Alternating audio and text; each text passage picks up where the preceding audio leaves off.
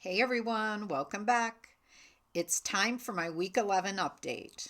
And this week has been interesting. I tried a different injection site to see if it would help with my nausea, but no, unfortunately, no luck.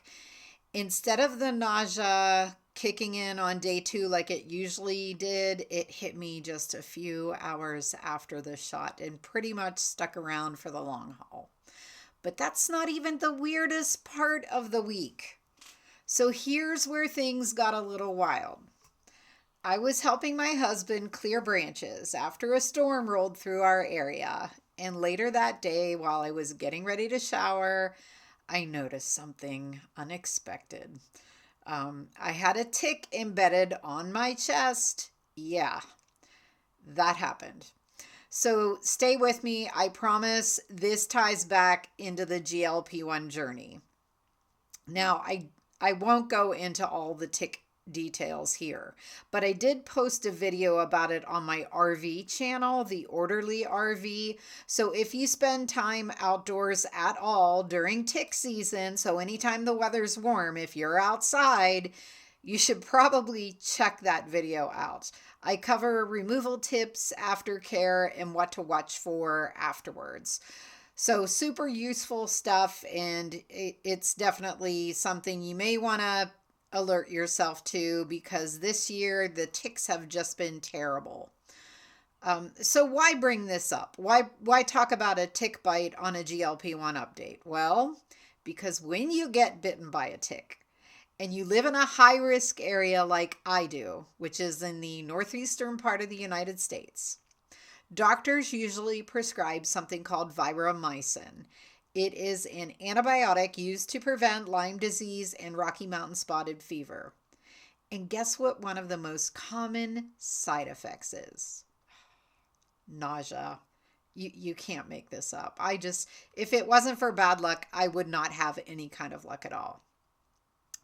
So on top of the usual Zepbound nausea, I had the bonus round of antibiotic nausea.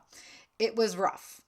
I didn't want to eat anything, but I did manage to force myself to because if you're on an empty stomach with that antibiotic, it just makes it so much worse.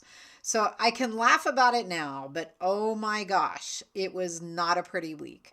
I don't want to make light of how serious tick-borne illnesses are. I am truly grateful that I found that tick, that little tick early, and I got it out cleanly. I was able to treat the area and started the meds quickly. That's key, starting the meds quickly. All right, let's talk week 11 results. Enough about the tick. Despite all the chaos, there's some really good news in all of this. I am down another pound. So that brings my total weight loss to just over 12.5 pounds at the end of my 11th week. My blood pressure is holding steady at 128/83, and I am still off blood pressure medication. Again, a huge win for me. That was one of my goals going into this, was to get off that blood pressure medication. Still have to reach my other goals of lowering the A1C and hopefully lowering my cholesterol. We'll see how that goes in August when I go back to the doctor.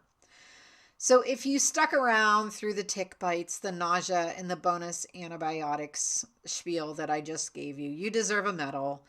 Or, a week off of nausea. If I could give you that, I would. I know how valuable that would be. If you had a week like this, chaotic, a little on the gross side, and weirdly funny in hindsight, drop me a comment so I know I'm not alone in the universe. Hit that like button if you're into GLP-1 updates with the side of you can't make this stuff up, and subscribe if you want to keep riding this roller coaster with me, 1 pound and one bizarre plot twist at a time. I will catch you next week. Hopefully, no bugs. Hopefully. Thanks, guys.